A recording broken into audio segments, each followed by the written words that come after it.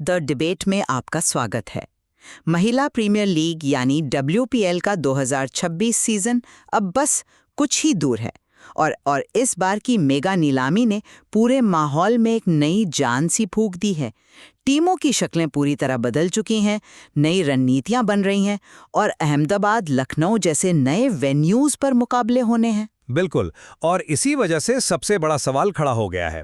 आज हम इसी पर बात करेंगे कि क्या WPL 2026 की इस मेगा नीलामी ने लीग की टीमों के बीच ताकत का एक सही संतुलन बनाया है, या फिर इसने मुंबई इंडियंस और रॉयल चैलेंजर्स बेंगलोर जैसी पहले से ही मजबूत टीमों को और ज्यादा ताकतवर बनाकर एक दो तरफा दौड़ का मैदान तैयार कर दिया है। मेरा मानना है कि ये नीलामी WPL के लिए एक रीसेट बटन की तरह थी। इसने लीग को पहले से कहीं ज्यादा प्रतिस्पर्धी और दिलचस्प बना दिया है, जहां अब हर टीम के पास ट्रॉफी उठाने का बराबर का मौका है। और मैं इसे बिल्कुल अलग नजरिए से देख रहा हूं। मुझे लगता है कि इस नीलामी ने मजबूत और बाकी टीमों के बीच की खाई को कम नहीं किया, बल्कि शायद और चौड़ा कर दिया है। अब ये लीग संतुलन की नहीं, बल्कि कुछ सुपर टीमों के दबदबे की कहानी बन सकती है। देखिए, इस नीलामी का ढांचा ही ऐसा बनाया गया था कि हर टीम को एक खाली कैनवस मिले, जिस पर वो अपनी जीत की तस्वीर बना सकें। इसने गुजरात जायंट्स और यूपी वॉरियर्स जैसी टीमों को बराबरी का मौका दिया कि वो अपनी किस्मत खुद लिखें, और उन्होंने ऐसा किया भी। आप यूपी वॉरियर्स को ही देख लीजिए। उन्होंने नीलामी में जो किया वो किसी मास्टर स्ट्रोक से कम नहीं था। सबसे पहले तो दीप्ति शर्मा पर राइट टू मैच कार्ड का इस्तेमाल किया। मतलब नीलामी में उन पर लगी सबसे ऊंची बोली को मैच करके उन्हें अपनी टीम में वापस ले लिया। ये उनकी सबसे बड़ी खिलाड़ी हैं, उन्हें बनाए रखना जरूरी था। लेकिन असली खेल तो इसके बाद हुआ। उन्होंने सिर्फ 1.4 करोड़ में मैग लैनिंग को खरीदकर शायद इस नीलामी की सबसे बड़ी चोरी की है। एक वर्ल्ड कप जीतने वाली कप्तान जो खेल की इतनी गहरी समझ रखती है, इतने कम दाम में मिलना यूपी के लिए एक गेम चेंजर साबित हो सकता है।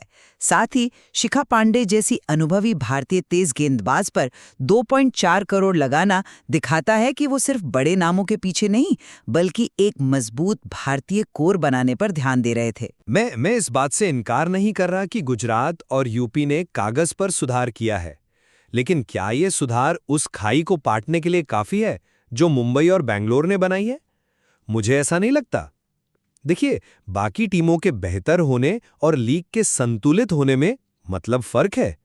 इस नीलामी ने सबसे ताकतवर टीमों को अपनी ताकत और बढ़ाने का मौका दे दिया। स्रोत में भी मुंबई इंडियंस और रॉयल चैलेंजर्स बेंगलोर को सबसे खतरनाक टीम यूं ही नहीं कहा गया है। आप RCB को देखिए, नीलामी शुरू होने से पहले ही उन्होंने स्मृति मंधाना 3.5 करोड़, एलिस पेरी 2 करोड़ और ऋचा घोष 2.75 करोड़, इन सबको रिटेन कर लिया था। हाँ, उनका कोर मजबूत था। ये किसी भी टीम की रीढ़ हो सकते हैं। और फिर नीलामी में आकर उन्होंने पूजा वस्त्राकर को 7.5 लाख में और लॉरेन बेल को 90 लाख में जोड़कर मतलब अपनी हर कमजोरी को दूर कर लिया। ये संतुलन बनाना नहीं है, ये तो एक अपराजेय टीम बनाने जैसा है। लेकिन यही तो नीलामी का मजा है। RCB ने अपनी टीम मजबूत की तो दूसरी टीमों ने भी स्मार्ट खरीदारी की। गुजरात जायंट्स ने सोफी डिवाइन जैसी दुनिया की सबसे विस्फोटक ऑलराउंडर्स में से एक को 2 करोड़ में लिया और भारत की टॉप तेज गेंदबाज रेणुका सिंह को सिर्फ 60 लाख में अपनी टीम में शामिल कर लिया। ये दिखाता है कि अब टैलेंट कुछ 1-2 टीमों तक सीमित नहीं है। अब प्रतिभा का ऐसा फैलाव हुआ है कि किसी भी दिन कोई भी टीम किसी को भी हरा सकती है। यही तो एक अच्छी लीग की निशानी है। मुझे आपकी ये दलील सही नहीं लग रही। मुंबई इंडियंस को देखिए, उन्होंने हरमनप्रीत कौर और नेट साइबर ब्रंट को रिटेन किया, जो अपने आप में ही मैच जिताने के लिए काफी है। लेकिन वो यही नहीं रुके। नीलामी में उन्होंने 3 करोड़ की भारी रकम खर्च करके अमेलिया केयर को भी खरीद लिया। जरा सोचे, एक ही प्लेइंग 11 में net cyber brand, Hayley Matthews और अमेलिया केयर खेल रही हैं। ये दुनिया की 3 बेहतरीन ऑलराउंडर्स हैं। ये संतुलन नहीं, ये तो ताकत का एक ही जगह जमा हो जाना है। इससे बाकी टीमों के साथ उनका फासला कम होने के बजाय और बढ़ गया है। ठीक है, मुंबई की टीम में बड़े नाम हैं, पर क्या 4 ऑलराउंडर्स एक टीम को अपराजय बना देते हैं? टीम संयोजन का क्या? स्पेशलिस्ट गेंदबाजों की भूमिका कहाँ है? संतुलन का मतलब सिर्फ स्टारडम नहीं, बल्कि सही भूमिका के लिए सही खिलाड़ी होना भी है। दिल्ली कैपिटल्स को देखिए, उन्होंने जमेमा रॉड्रिग्स और शेफाली वर्मा दोनों 2.2 करोड़ को रिटेन किया, जो भारत का भविष्य है। और फिर नीलामी में लॉरा वॉलवार्ट जैसी क्लासिकल बल्लेबाज को सिर्फ 1.1 करोड़ में ले लिया। उनकी टीम में अनुभव और युवा जोश का एक शानदार मिश्रण है। यही तो असली संतुलन है, जहां हर टीम की अपनी एक अलग ताकत है और वो किसी भी दिन किसी को भी चुनौती दे सकती है। कागज पर एक जैसी 5 टीमें बनाना संतुलन नहीं है, बल्कि 5 अलग-अलग तरह की मजबूत टीमें बनाना संतुलन है। मैं समझता हूं कि आप ऐसा क्यों सोच रहे हैं, लेकिन जब विश्व स्तरीय प्रतिभा का इतना बड़ा हिस्सा सिर्फ 2 टीमों में सिमट जाए तो इसे नजरअंदाज नहीं किया जा सकता। आप दिल्ली का उदाहरण देते हैं, पर उनकी तुलना मुंबई की ऑलराउंडर चौकड़ी से कैसे की जा सकती है? हरमनप्रीत, नेट साइवर, हेले मैथ्यूज, अमेलिया केर, ये चारों न सिर्फ बल्ले से मैच पलट सकते हैं, बल्कि चारों मिलकर 10-12 ओवर गेंदबाजी भी कर सकते हैं। ये किसी भी कप्तान के लिए एक सपने जैसा है। ये एक सुपर टीम बनाने जैसा है और आरसीबी भी उसी रास्ते पर है। मुझे तो ये एक ऐसी हथियारों की होड़ लग रही है जिसे सिर्फ 2 टीमें जीतती हुई दिख रही हैं, जबकि बाकी टीमें सिर्फ मुकाबले में बने रहने के लिए लड़ रही हैं। लेकिन इस हालात की नींव तो रिटेंशन पॉलिसी ने रखी थी, और मेरे हिसाब से वो लीग के लिए जरूरी भी हैं। पहले ही अपने सबसे बड़े मैच जिताऊ खिलाड़ियों को बचा चुके थे। मतलब उन्होंने एक मजबूत बुनियाद के साथ शुरुआत की, जबकि यूपी वॉरियर्स जैसी टीम को, जिसने सिर्फ एक खिलाड़ी रिटेन किया, लगभग 0 से घर बनाना पड़ा। जब शुरुआत ही बराबरी की ना हो तो आखिरी नतीजा संतुलित कैसे हो सकता है? ये तो 100 मीटर की दौड़ में कुछ धावकों को 20 मीटर आगे से दौड़ाने जैसा है। ये एक दिलचस्प बात है, लेकिन मैं इसे अलग तरह से देखती हूँ। रिटेंशन का एक बड़ा मकसद टीमों और फैंस के बीच एक रिश्ता बनाना भी तो है। जब फैंस को पता होता है कि स्मृति मंधाना हमेशा आरसीबी के लिए या हरमनप्रीत मुंबई के लिए खेलेंगी, तो वो टीम के साथ एक भावनात्मक जुड़ाव महसूस करते हैं।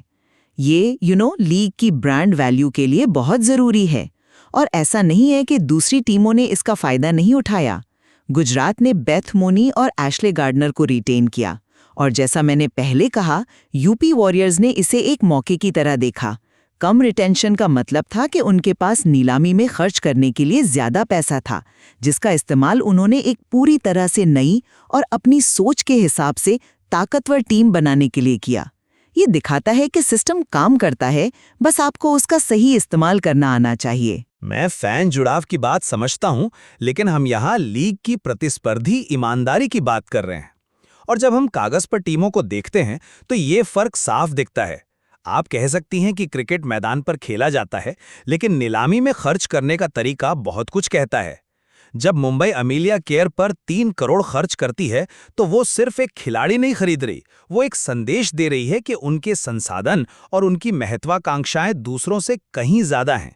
ये सिर्फ कागजी ताकत नहीं है, ये वो आर्थिक ताकत है जो अक्सर मैदान पर प्रदर्शन में बदल जाती है। असली खेल तो मैदान पर होगा, और इस बार मैदान भी नए हैं। ये लीग अब सिर्फ मुंबई और बेंगलुरु तक सीमित नहीं है। इस साल अहमदाबाद और लखनऊ में भी मैच होंगे। वहां की पिचें और हालात बिल्कुल अलग होंगे। क्या मुंबई की सुपर टीम लखनऊ की धीमी पिच पर भी उतना ही खतरनाक साबित होगी? क्या आरसीबी के बल्लेबाज अहमदाबाद के बड़ी मैदान पर उतनी ही आसानी से छक्के लगा पाएंगे?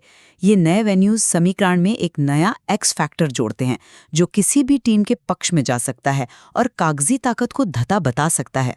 ये एक अच्छा पॉइंट है, लेकिन क्या आपको सच में लगता है कि वेन्यू बदलने से इतना फर्क पड़ेगा? अच्छी टीमें हर हालात में खेलना जानती हैं। मुंबई इंडियंस के पास जो ऑलराउंडर्स की फौज है, वो किसी भी पिच पर और किसी भी हालात में मैच का रुख बदल सकती है। उनके पास हर तरह की पिच के लिए खिलाड़ी हैं। यही एक मजबूत टीम की निशानी होती है कि वो हालात के हिसाब से ढल जाती है, हालात उन्हें नहीं बदलते। मुझे लगता है कि ये नई वेन्यूज असल में मजबूत टीमों की बेंच स्ट्रेंथ का इम्तिहान लेंगी, और मुंबई बेंगलोर इस इम्तिहान के लिए बाकी सबसे ज्यादा तैयार है। टीम को चौंका सकते हैं। हमें ये नहीं भूलना चाहिए कि गुजरात हो या यूपी, हर टीम में ऐसे खिलाड़ी हैं जो अकेले दम पर मैच पलट सकते हैं। संतुलन का मतलब सिर्फ स्टार खिलाड़ियों की गिनती नहीं है, बल्कि सही दिन पर सही समय पर प्रदर्शन करने की काबिलियत भी है। और मुझे लगता है कि ये काबिलियत अब हर टीम के पास है। देखिए, अंत में मैं भी यही उम्मीद करता हूं कि मुकाबले रोमांचक हों। लेकिन जब एक टीम टूर्नामेंट में इस यकीन के साथ उतरती है कि उसके पास दुनिया के सबसे बेहतरीन खिलाड़ी हैं, तो उसका एक मनोवैज्ञानिक फायदा भी होता है।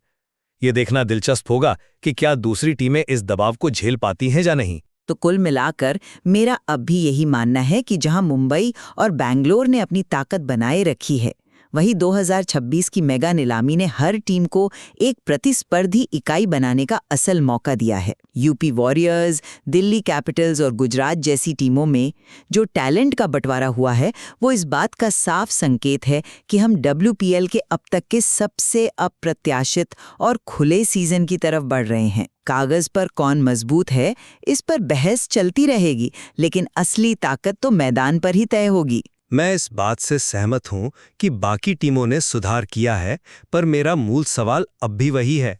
नीलामी और रिटेंशन के नियमों ने, चाहे अनजाने में ही सही, मुंबई और RCB को दुनिया की बेहतरीन प्रतिभाओं का एक बड़ा हिस्सा अपने पास जमा करने का मौका दे दिया है। ये एक ऐसा शक्ति असंतुलन पैदा करता है जो पूरे सीजन के नतीजों पर असर डाल सकता है। हो सकता है कि ये सीजन रोमांचक हो, पर हमें ये भी सोचना होगा कि क्या भविष्य में लीग को वाकई प्रतिस्पर्धी और संतुलित बनाए रखने के लिए इन नियमों में कुछ बदलाव की जरूरत है, ताकि ये लीग कुछ टीमों के दबदबे वाली बनकर ना रह जाए। और शायद ये अलग-अलग नजरिए ही एक नई स्पोर्ट्स लीग को बनाने की जटिलता को दिखाते हैं। बिल्कुल, इस नीलामी ने वाकई में संतुलन बनाया है या एक नई पावर हायरार्की को जन्म दिया है? इस सवाल का असली जवाब तो हमें तभी मिलेगा जब WPL 2026 का सीजन शुरू होगा और टीमें मैदान पर उतरेंगी।